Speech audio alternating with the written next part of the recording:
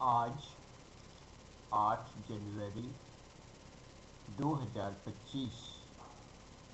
मैं कलकत्ता पे हूँ। कलकत्ता पे इतना ठंडा है कि सामने वाली घर दिखाई नहीं दे रहा है, इतना कुआसाच्छन्न है। इसीलिए मैं अपना बेड पर बैठ के मच्छरदानी के अंदर बैठ के ये वीडियो बना रहा हूँ, जो मैं निश्चित रूप से जानता हूँ कि प्रभु यीशु इसे समर्थन दे। मेरे साथ थे ये वीडियो बनाने में। उन्होंने मेरा कंठ,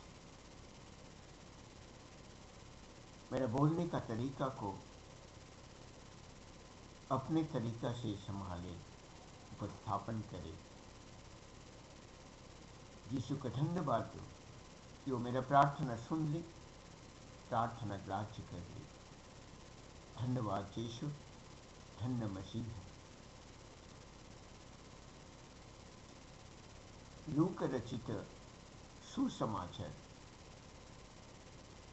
परिचय।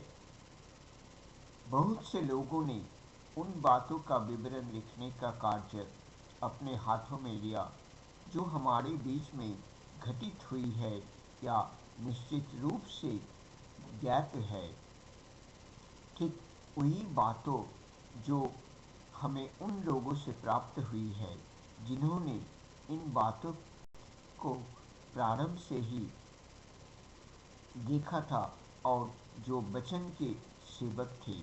इसलिए हे अति मानवर थियोफिलस, आरंभ से ही इन सब बातों को सावधानी से और ठीक ठीक जांचने के पश्चात मुझे ये उचित जान पड़ा कि मैं भी इनको तेरे लिए क्रमानुसार लिखूं, जिससे कि तू उन बातों की वास्तविकता को जान ले जिनकी तुझे शिक्षा दी गई है।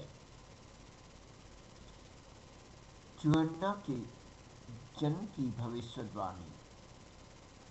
यहूदिया के राजा हेरोदेस का राज्यकाल में जकरिया नाम का एक याजक था जो अबिय्याह के दल का था, और उनकी पत्नी का नाम एलीशिया था जो हारून के वंश की थी।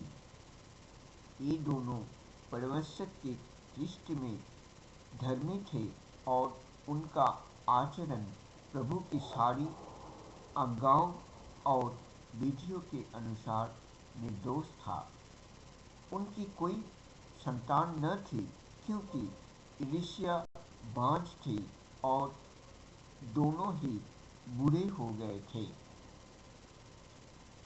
ऐसा हुआ कि जब वो अपने दल की बारी आने पर परमेश्वर की सम्मुख याजक का कार्य कर रहा था, तो याजकों की रीति के अनुसार वो चिट्ठी डालकर चुन लिया गया था कि प्रभु के मंदिर में प्रवेश करके धूप जलाए।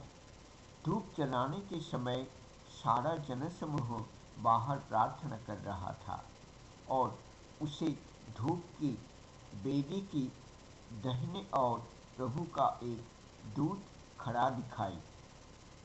उसे देखकर जकरिया घबरा गया और भय ने उसे जकड़ लिया।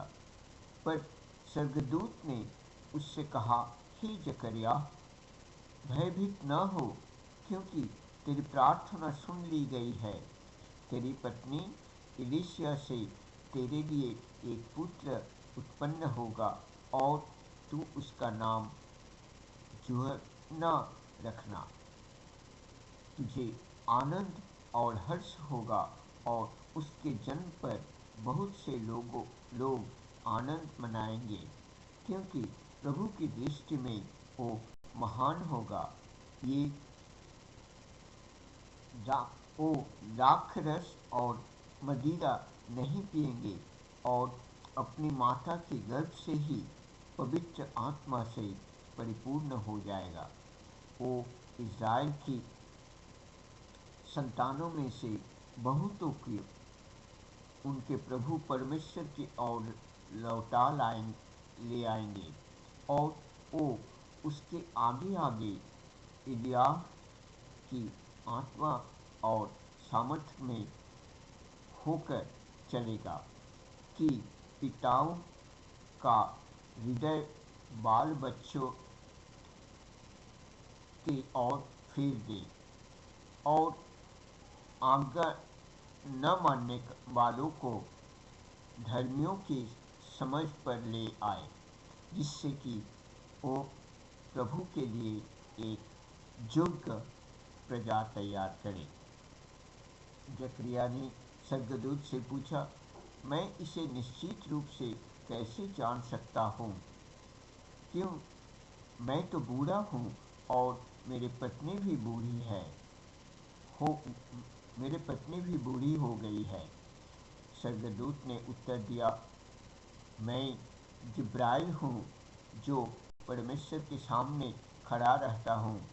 मुझे इसलिए भेजा गया है कि मैं तुझसे बात करूँ और तुझे ये सुसंदेश सुनाऊँ। देख, जिस दिन तक ये बातें पूरी न हो जाए तू गूंगा रहेगा और बोल न सकेगा, क्योंकि तूने मेरी बातों पर विश्वास नहीं किया जो ठीक समय पर पूरी होंगी। लोग जकरिया की प्रतीक्षा कर रहे थे और उन्हें आश्चर्य हो रहा था कि उसे मंदिर में इतनी देर क्यों लग रही है। परंतु जब वो बाहर आया तो उनसे बोल न सका और ये जान गए कि उसको मंदिर में कोई दर्शन मिला है, और वो संकेत करता रहा और गूंगा बना रहा। और ऐसा हुआ कि जब उसके याजकीय सेवा के दिन पूरे हुए तो वो अपने घर लौटा। इन दिनों के पश्चात उसकी पत्नी एलीशा गर्भवती हुई और उसके ये कहकर अपने आप को 5 महीने तक छिपाए रखा, इन दिनों में मुझ पर कृपा दृष्टि करके मनुष्यों में मेरे अपमान को दूर करने के लिए ही प्रभु ने मेरे साथ ऐसा व्यवहार किया है। धन्य है प्रभु,